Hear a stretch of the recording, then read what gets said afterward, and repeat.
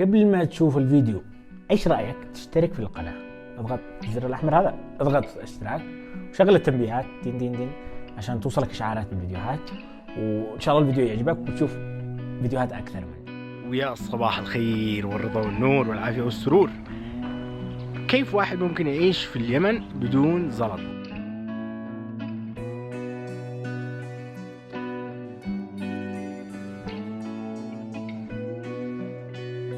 الفقراء موجودين في كل مكان، كل دولة فيها نسبة فقر. اليمن في الوضع الحالي، في الحرب، في الأزمة هذه، بالتأكيد زادت نسبة الفقر. بالتأكيد في ناس ما فيش معاها فلوس، نقود، زلط، ماني. لو يوم صحيت وما فيش معاك فلوس، كيف ممكن تقضي يومك؟ قررت اني اجرب اسوي تحدي لنفسي، انني اعيش يوم كامل في صنعاء بدون نقود. فكيف ممكن يمر هذا اليوم؟ هل الناس حتساعدني؟ كيف ممكن اتنقل؟ كيف ممكن اروح المكتب؟ كيف ممكن ارجع للبيت؟ كيف ممكن اكل اذا اضطريت اكل؟ فنعيش هذه التجربة، نجرب تفاصيلها، نشوف المجتمع يتعاون، الناس حتتعاون. اللي مكاني، الشخص اللي ما فيش معاه فلوس، كيف بيقدر يعيش في اليمن؟ اول حاجة صعبة، كيف اقنع صاحب الباص انه يطلعني للمكتب اروح اشتغل مجانا بدون فلوس.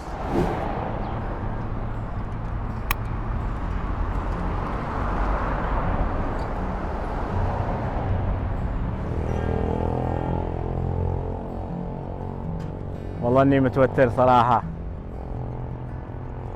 والله شعور صعب. مصباحي، بس ما بيش معي زلط، ما بيش زلط والله، ما به ريال. تسلم يا رجال. احنا اي احد ما بيش معي زلط تطلعه. ايوه والله، ولا ترجع واحد. وصية من امك ما قالت لك؟ ما قالت لك؟ طلع الدرب على حساب. يفتح عليك الله. واحد شاي، واحد شاي، واحد شاي.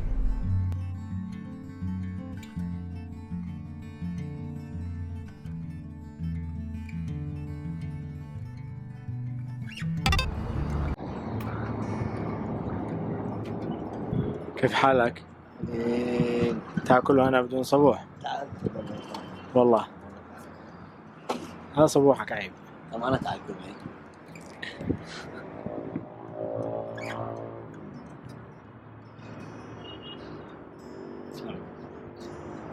هذا صبوحي لهذا اليوم. اليوم في تحدي، نعيش يوم كامل بدون زلط. تجي تبص من الجنة. لا ما في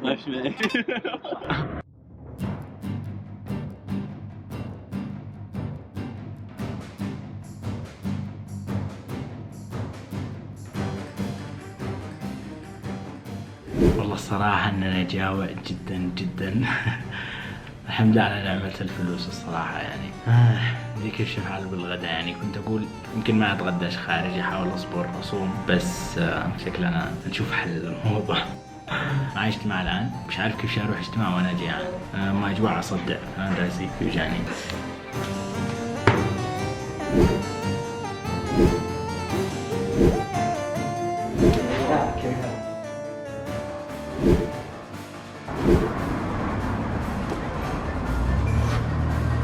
أنا ميت جوع، بطني تعلق.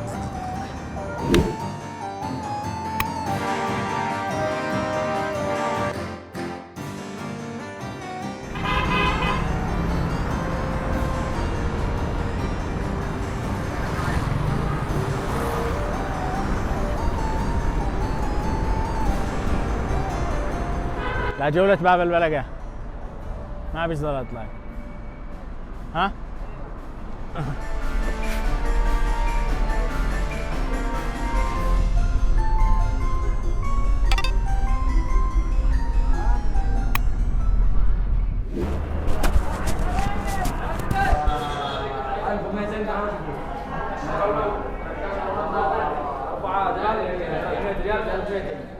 يا معلم،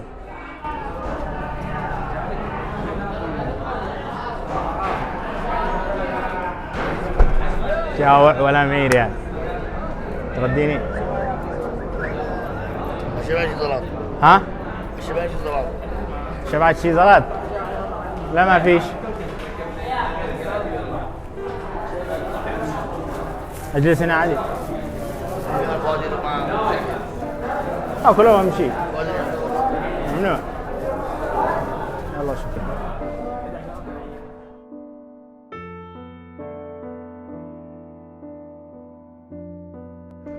دخلت لعنده وقال لي شبعت اشتي زلط.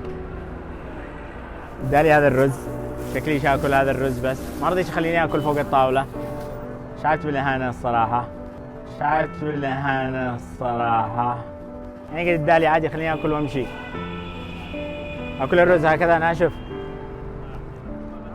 قررت اكل الرز هذا اللي اداه لي. يا حاج انت بدون غداء، تعال ناكل هذا. انا وانت يا والله لا ناكل سوا. انا والله اني متغدي والله. ما بتقول عيالي ما انا دور لعيالك. الله يحفظك. قصدي نتقاسى مع عادي. رز ناشف.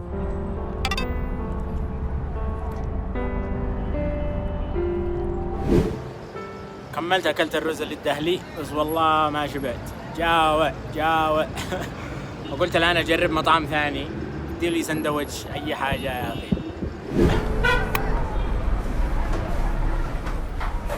يا معلم كيف انت؟ معلم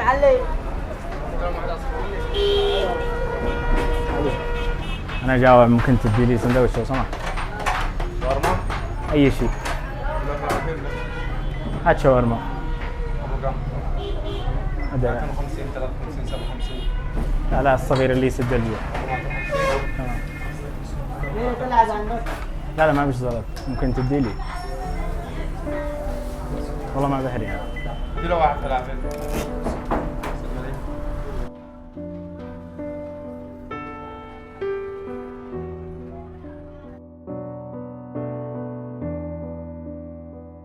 أنا فكرت إنه نرجع نوضح له القصة وأسأله هل بتجي له حالات زي هذه؟ كيف بيتعاملوا معاها؟ السلام عليكم، وين الكاشي؟ ممكن أكلمك لو سمحت؟ شكرا لك أولا، أنا كنت بين أسوي تجربة إنه هل إذا أحد ما فيش معه فلوس الناس بتساعده وتدي له أكل ولا بيخلوه يموت جوع؟ ليش غيرت الطلب؟ سؤال. طلب يعني ايش من طلب يعني؟ في البداية كان شاورما، بعدين لما قلت لك ما فيش معي فلوس حسبتك انك زبون يعني بتطلب مني شاورما. تمام. فانا قلت لك حاب تطلب كم سعر؟ ما تطلب 50 53 57 زي كذا. لما قلت ما فيش حاجه ما اقولها. طبعا الشاورما هي ما اقول لك انا بنقطعها بالفواتير دائما، بس كالفلافل وغيرها فاحنا بنصدق فيها بنعطي. طيب اسالك، هل بتجيك مواقف مثل هذه انه ناس يقولوا لك ما فيش معاهم فلوس؟ تحدث يعني في الناس الماشيين مارين يعني بيجي يطلبك لقمه عيش. شباب كبار السن صغار ايتام بيجي يطلبوا زي كذا. شكرا لك، وهذا كان موقف الصراحه انا بالنسبه لي اشكرك واشكر اللي هنا قال لي تشتي شاي منو انت. شكرا لك يعني قدو يعني بلاش ما نتشرت. الله يحفظكم، شكرا لكم يا شباب. السلام عليكم. يلا صراحه الى الان التجربه مؤثرة، يعني شعرت بمشاعر مختلفة. طبعا عاد أنا جاوع، سندوتش شاورما سندوتش فلافل واحد ما يكفيش وشوية رز، لكن تعلم كثير. فالآن أنا رايح أجلس أشوف لي مكان أجلس فيه، لأنه ما بش معي حق باص يكفي 3 باصات كثير. شكلي شمشي يعني المسافة نسبيا مش بعيدة كثير. 2 hours later. قبل هذه التجربة كنت إذا ما شربت القهوة حقي أجنن، أحس يومي سيء. اليوم بعد التجربة هذه، بعد ما مريت بجوع، ما عاد أصبحت القهوة من أولوياتي. تغير ترتيب الأولويات عندي، صار الأكل الآن هو أولوياتي. الآن باقي مشكلة كيف أروح البيت، ما مش معي حق الباص. تدي لي حق الباص. تسألك سؤال ممكن انك تصوت. دحين لو ما بش معي زلط هتطلعني مجانا؟ والله لا ما بش معي عادي. كل ما يجي يقول لي يا سواق والله ما 5 اطلع معك، لا يمكن اني ارده، اذا رديته انا واحد بمعنى الكلمه. طلعوا ابوه، طلعوا طرح ربي البركه بخارجك من ارحم الراحمين من دقمه. بعض الناس والله ما معه وعزه نفس والله لا يمشي من هنا لا طرف صنعاء. وضع يا اخي خلاها لك الله. انا لو ما بطلبش الله والله ان انا مطلب ان انا ملقط قرابي. روحت البيت جدا تعبان وجاوع خلاص، ما احس ما عاد فينيش طاقه، ما اكلت. انا من الصباح على سندوتش فلافل شويه رز. اقول لكم هذا الكلام صدق، يعني اشتي اعيشكم معي ان انا صدق جاوع، صدق بدنا احس راسي بيوجعني. كم شخص سيناريو حياته الطبيعي هو نفس السيناريو اللي أنا حاولت أعيشه لمدة يوم واحد. الصيام هدفه إن إحنا نحس بالفقراء، واحدة من حكم الصيام إن إحنا نحس بالفقراء، لكن عمري 23 سنة ما عمري حسيت بالفقراء مثل ما حسيت بهم اليوم. في الصيام بنصوم وفي أجر وفي رب العالمين، أيضا بنصوم ساعات وإحنا عارفين إنه عيجي عشاء نقضي على الأخضر واليابس، لكن كيف لو كان شخص ما فيش معاه أي شيء يأكل؟ كيف لو كنت مكان هذا الشخص اللي أنا حاولت أعيش حياته لمدة يوم واحد؟ ما حسيت بنعمة النقود مثل اليوم. كم عدد النعم في حياتنا اللي احنا عايشينها مستسهلينها واخذينها فور جرانتد، يعني اخذينها كانها مسلمات، ايش الفلوس، الملابس، الاكل، الشرب، السكن. انا الان معي سكن روحت له، غيري ما فيش معه، غيري مستاجر، غيري مش قادر يدفع الايجار. ما حسيت بالفقراء مثل ما حسيت بهم اليوم، جوعا ونوعا ما اهانه، وشعور ايش اسوي، شعور العجز، شعور انك ما تشتي شيء، تشتي تشبع بطنك. كم آلاف، كم ملايين، كم ما أدري كم عددهم حول العالم في مثل الوضع هذا. يا رب لك الحمد. اشعروا بغيركم، استشعروا النعمة اللي أنتم فيها. انتبه على كل ريال ودولار معك، ساعدوا المحتاجين حولك، أهلك، جيرانك، أقاربك. اسأل على الناس. في اليمن في الحرب هذه في ناس كثير فقدت مصادر دخلها، في ناس كثير عايشة بدون رواتب، في ناس كثير هذا سيناريوها اليومي. اسأل عنهم. الدولار الواحد اللي عندك إذا أنت مغترب يسوى هنا 500 ريال تقريبا. الفلوس اللي أنت عندك ما لهاش قيمة عند غيرك لها قيمة كبيرة جدا. الله يقدرنا على شكر النعمة. شكرا لكم على المشاهدة، شكرا للشباب اللي ساعدوني اليوم في التصوير، أيمن فكري، أحمد القدسي، علي معدوم، شكرا لكم. أتمنى إذا عجبكم الفيديو سووا له لايك، اشتركوا في القناة، شغل جرس التنبيهات عشان توصلك إشعارات بالفيديوهات، وشاهدوا الفيديوهات السابقة، وشاركوا الفيديو، شيء مهم. شاركوا الفيديو في كل مكان، شاركوا الفيديو في الواتساب، في الفيسبوك، في كل مواقع التواصل الاجتماعي عشان توصل الرسالة. وإلى أن ألقاكم في فيديو قادم، كونوا في أمان الله.